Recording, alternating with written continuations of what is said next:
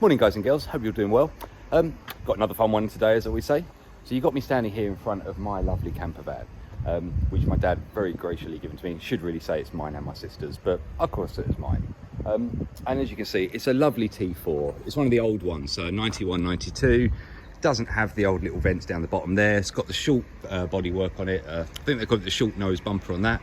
And her name's Rudy, and we love her, and she's dirty and she needs a clean and a polish and a paint job and everything else. And as kids we go down all different camper rides, all south of France, all over the place, and it was fantastic.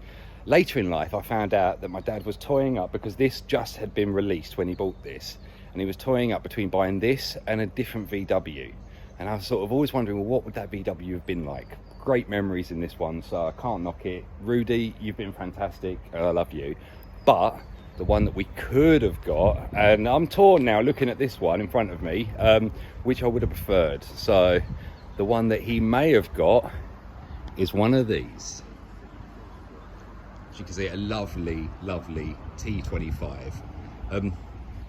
Probably classed more as a classic in this one now. So you've got the T2, which is the really desirable one, which is the rounded sort of front with the pointy bit at the centre there. And obviously the styling is very different. That is very much a van sort of shaped vehicle, whereas this, you can tell it is a camper van. He's done loads of work to this one, as you can see by the lighting, the chrome work, the alloys and things. And we've got a load of work to do on it too. So I'll take you inside and I'll show you what it looks like. Right, so we're about to go inside in it. I guess he's doing it in the right way. I get a lot of people bring me camper vans and things, and they've already got it all lined out, and it's an absolute nightmare to move everything and get the cables run through.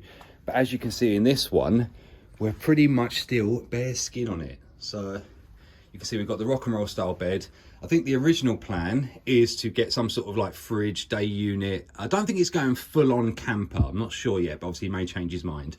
But as you can see, we are just very much in a state of to start the work. Now, one of the things to notice, he's done a lovely job doing all the deadening and all the thermal sort of insulation. See, he's got it all here. The downside for me is that obviously I'm going to have to run some cables from the head unit, which we're going through. I'll talk about that in a second. Going from the head unit and everything else, and getting everything to back here where all his amps and subwoofers and everything else are going to live back here. But with this sort of floor on it, which I really like, really hard wearing, different sort of design with that circular piece cut through, but it means I can't take any of the cables across this bit. So the cables are all going to have to go up under there. So that's something else we'll have to deal with. But as to the equipment, you can see what we're going for. It's nice stuff. He's not mucking about with the quality of the products that he's putting in there. It's going to be a very usable, very loud, good quality day van. So we've got a set of Type R speakers that are going to be going in the front doors, main piece down there, and the tweeter up on the dash there. There is also another set that's going to be similar sort of location back there and up the top. We've got a lovely Alpine Type R subwoofer that I'm going to build a custom enclosure down here for. Obviously the amplifiers to support that, the proper Type R amplifier to drive it, and he's gone for the Type X so that we can get some really good bassline out of this.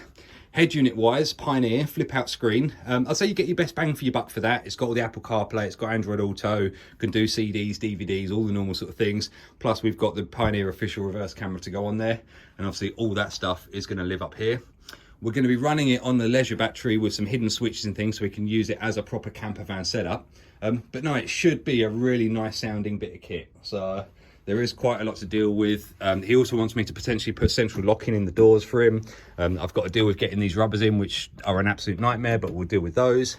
And obviously sort out a few other bits and pieces that are up on the top here. And the rest of it is sort of like ready to go. He's got his laser battery, he's got his split charge relays, so we've got voltage back here that we can use. There will be a stage 2 on this where we're going to be doing some RGB lighting and all effects, but he wants to get more of the roof sort of finalised so we can see exactly where we're going to put everything and how we're going to do it. So yeah, it's going to be a good job. So I think the first thing I'm going to do is probably deal with everything up the front end. So I know where all my signal cables have got to go, where the speaker wires have got to run, get them all into the doors, get them all the DAB antennas, everything I start mounted up. And we'll start there and I'll work my way backwards to here. So, right. Hope you enjoy it, guys, and I'll see you in a second. Right, I'm going to start by the front on this door here. So central locking bar, I don't know if you can see inside that little bar up here, for instance. That's the one that pulls the lock up and down. So we've got to get a little pump motor on that to make that move. And then obviously speaker, but because we're going for a larger speaker than standard, I'm just cutting out this little bit of metal here just so we can get a nice space for the speaker to sit through so it doesn't mount, and obviously then it can actually pin onto these bits of metal to keep it nice and solid. So right, I'll get that all done and dusted, and then obviously it'll be the same over on the other side over there. Got the DAB antenna in, but that's a very basic thing to do. So let me get these doors done, speakers in, everything, we can move forwards with that bit. Right, so we've got the central locking modules in place now, and you can see we've got those little bars that are going to run up to the top of there, and it's kind of nice because it comes with essentially a VW modern style looking key. Obviously I imagine it's going to be a blank, yeah, so just blank on there, but let's see. So lock, and then we should have an unlock pulse, take us up, all done. Now I know I'm slightly biased because I did it, but yeah, I'd say those have come out really nice. So when you've got the door fully trimmed up, that's going to look really smart on there. So right, happy with that. Get the other side done, and then we can move on to the stereo. Okay, right, we've got that side done now. So that's all the speaker work done, things. Obviously for the stereo side of it, like I said before, everything in here can't go across where that bench, everything in here can't go across where the floor is. So I'm gonna have to go underneath. So just making up the harnesses, there's 2 of them. So that's gonna be all the power cables and other bits and pieces that we need, reverse camera signal. And then obviously the other one will be everything to do with the sound side of it, because we don't really want them too close to each other. So that one's all convoluted up. Just got to do the other one, and then I've got to do the fun process of getting up under here, which you can't see, but I will get a light, and obviously get that down and then pop that back up underneath where the battery is. So, right, wish me luck. Right, I know there's a lot of cables everywhere, but they will get sorted. But you can see now, that's the sort of run that we need to achieve underneath. So on the end of that, we've got our 3 sets of RCAs, front, rear, and subwoofer. We've got our speaker wires in one run, and then in the other cable, we've got all the power wires, signal wires. We need to pick up a reverse signal for the reverse camera, all those sort of parts there. Just taped off the end so I can get it through and underneath. I've also put in a couple of extra cables, just in case he ever needs to run anything else, because it'll be a nightmare to go back in afterwards and get that all through. So he's got 3 spare cables in there that he can use for his leisure at whatever he wants. Right, so it's time for me to go underneath the vehicle and get it in position. I don't think I'm going to film it, guys, because it's going to be really tight, and essentially it's just going to be me underneath the vehicle. But basically, if I show you up under here,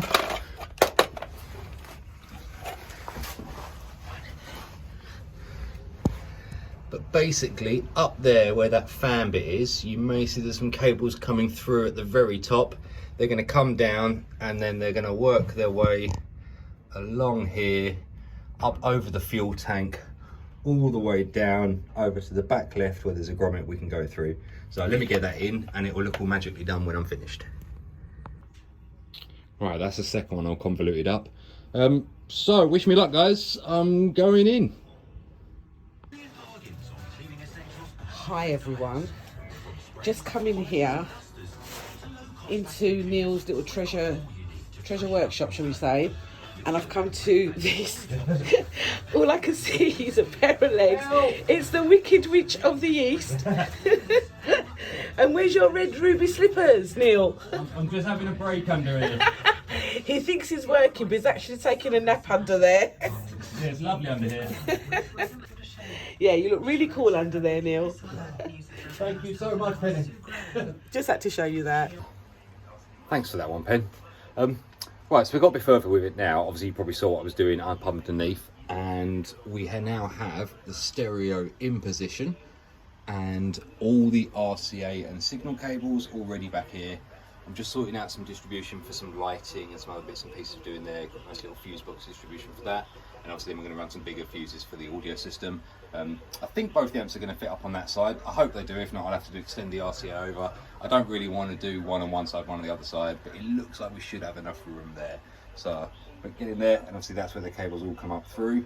And then we've got things like the reverse camera wire ready to be sent back to the rear. And there's one other thing. Oh yeah, he asked me to fit up some dials. I think I mentioned before, we've got voltmeter and we've got rev counter. So I'm gonna have to pick up a signal from the ignition coil up under there to get that signal working fine. So, right, let's get this bit all sorted. What else we got? I'm going to do something cool with this switch. So obviously this switch here is just going to go into a little piece that's going to be up on the side there.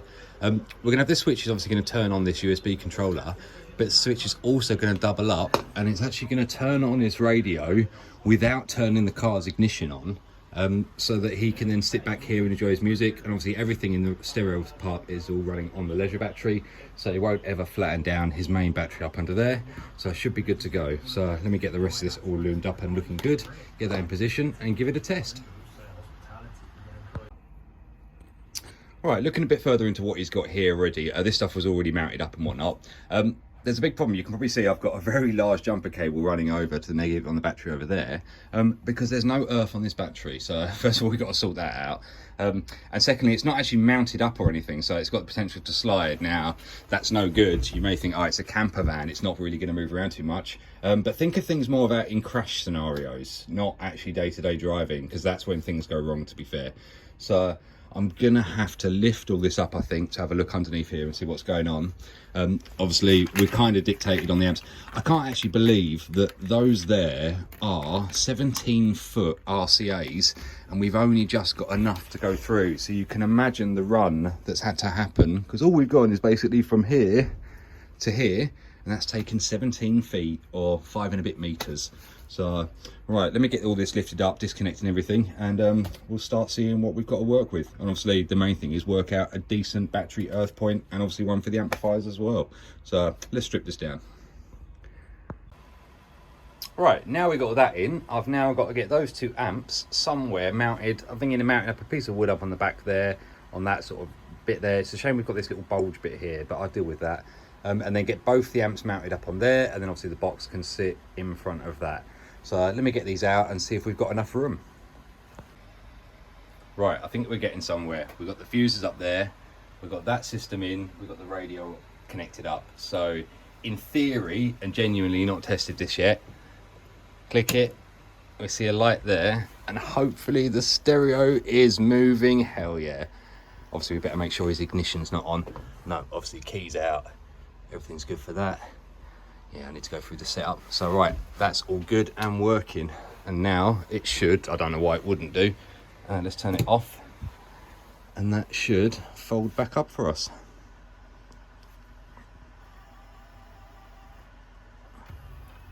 Nice. I just got with the trim on so you can't see the cage. And that bit's kind of done. Right, just thought I'd come up to the back here. It's been quite nostalgic because he's asked me to fit a tachometer rev counter up the front. And to be honest, it's been years and years and years since I've wired one up, because obviously all cars have them nowadays. So it was kind of nice. And going back and having a look, and obviously if you are going to do one, when you get your sense wire, just take it off the negative part of your ignition coil pack. So, but yeah, lovely to see a nice edge. It looks in good condition actually. All this I can see has all been painted up. You can see all the actual engine bay all painted through. And we've also got down here a little Pioneer ND-BC8 reverse camera, so that'll help out nicely. I guess it's going to assist when he goes onto his tow bar and whatnot. What else have we got back here? We are going to be fitting a light up the top here, so that when he needs to work on this, if it's dark, obviously you can see what you're doing. So, but no, really nice to see the old school engines. So, and like I say, in good condition. Wiring's a little bit funny, but wiring is what people hate. And thankfully, if you know me, then you're in luck. Right, jump forward a little bit in time, because to be honest, wiring up amplifiers isn't the hardest thing to do, and it's pretty boring to watch, to be fair. But as you can see, we've got both the Alpine amps now. And I was a little bit worried when I first put them on. I think, oh no, have I not got enough room? But thankfully, when we dropped this down, obviously I would have changed it if it hadn't got, or if it had gone bad. But yeah, we can see, I still get my finger behind there, so no real risk of that. Right, let's power them up. So obviously we know we can flick this little switch here. That runs through. So we got a couple of large A&L fuses over on this side that basically do the circuit protection. That all runs around through. We should see those lights come on in a second. There we go. Because head unit is on and is about to power up. I've got the front speakers on, and you can probably hear them playing now, doing their thing.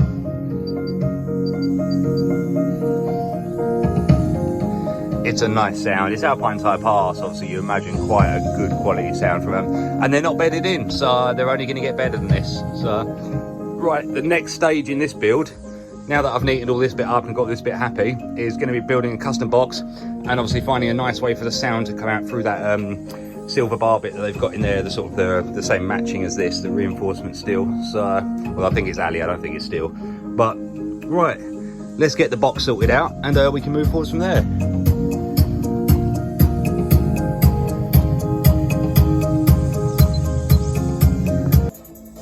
Right, and that's the lovely sub we're going to get in there, running on obviously in the Alpine Type X sub. It's going to give it 600 watt RMS, a 750 watt RMS amp, subwoofer. So they're about balanced sort of thing. I don't think he's going to be driving it to full whack, so it should sound really nice in here, and they give a really nice punchy sound. So I know it's going to complement the Type R arrangement that we've got as well.